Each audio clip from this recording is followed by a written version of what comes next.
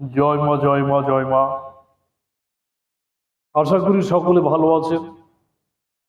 আমার ইউটিউব চ্যানেলে সকলকে স্বাগত জানাই। আমি সকল ভক্তের জন্য মা আদ্যা শক্তি মহামায়ের কাছে আমি দীর্ঘায়ু কামনা করি। মাগো জগতের কল্যাণ সাধন করো মা, জয় মা, জয় মা। আমি আপনাদের সান্নিধ্যে বিশেষ একটি বিদ্যা নিয়ে হাজির হলাম।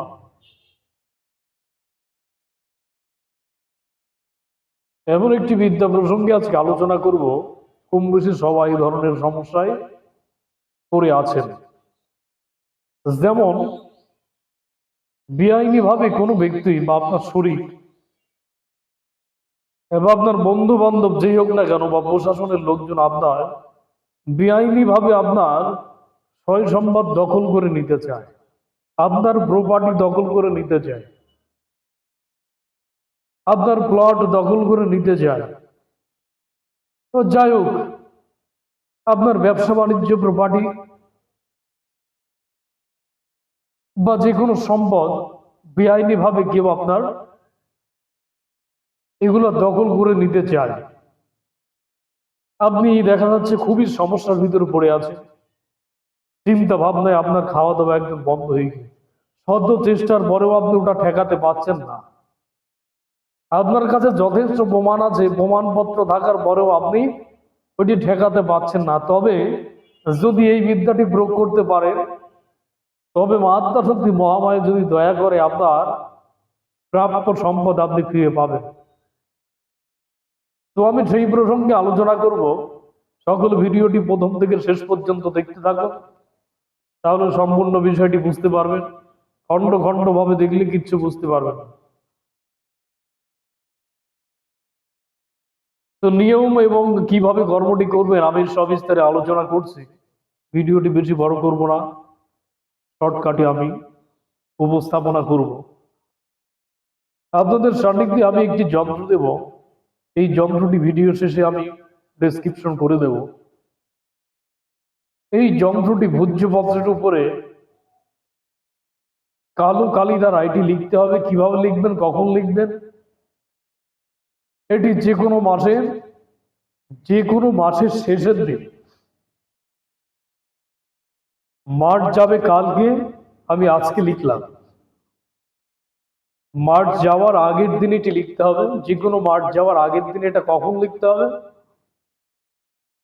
যখন সূর্য অস্ত যায়, অর্থাৎ সূর্য যখন ডুবে যায়, ডোবা ডোবা ভাব, এমন একটি মুহূর্তে ফাঁকা একটি ময়দানে চলে যাবেন, নির্জন স্থানে, যেখানে কোনো মানুষ থাকবে না।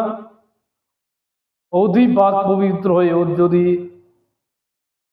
ধূপকাঠি মোমবাতি সামনে জ্বালিয়ে নিতে পারেন ভালো হয়। সামনে ধূপকাঠি মোমবাতি লোবান, গায়ের সুগন্ধি জাতীয় কিছু মাখবেন, শুদ্ধ বস্ত্র পরিধান করবে, নিচে একটি আসন পেতে নেবেন, নিয়ে আসন সাজিয়ে বসে যন্ত্রটি লিখবেন। লেখার পর কি করবেন?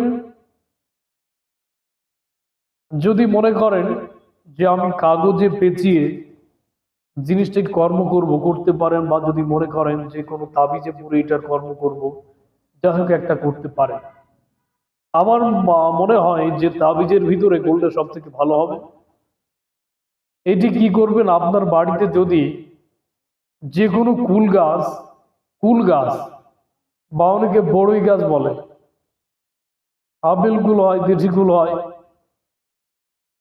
বিভিন্ন রকম আছে, যাই হোক, যে কোনো কুল গাছের গোড়ায় দম বন্ধ করে পূর্ব দিক বরাবর করে এক হাত গর্ত করবেন। এক হাত গর্ত করে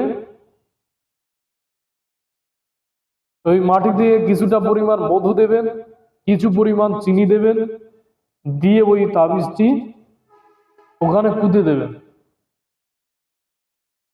আপনার কাজ শেষ। বিধিসম্মত কাজ করলেন। কাজ করার পর আশা করি মা আদ্যা শক্তি মহামায়ের কৃপায়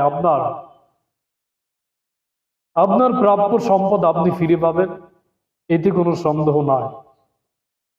পার্শ্ববর্তী এলাকা বা আশপাশে যদি কোথাও মায়ের মন্দির থাকে, তবে সেখানে কর্ম করার আগে একটি মানসা করবেন। আপনার মনে যা চায়, আপনার সাধ্যের ভিতরে আপনি মনে মনে মায়ের কাছে মানসা করলেন, মা গো, আমার এই সম্পত্তি যদি আমি ফিরে পাই তবে তোমার জন্য আমি এই কর্মটি করব। যাই হোক, কোনো পশু মানসা করতে পারেন, মায়ের পূজার জিনিসপত্রে মানসা করতে পারেন, যাই হোক যে কোনো কিছু একটা করলেন, সমস্যা নাই, আপনার সাধ্য অনুযায়ী আপনি করবেন। সঠিকভাবে যদি বিদ্যার প্রয়োগ করতে পারেন অবশ্যই ফল পাবেন। আবার নতুন কিছু নিয়ে আপনাদের সান্নিধ্যে হাজির হব। সকলে ভালো থাকবেন, সুন্দর সুস্থভাবে জীবনযাপন করবেন। জয় মা, জয় মা, জয় মা, জগতে কল্যাণ সাধন করুন।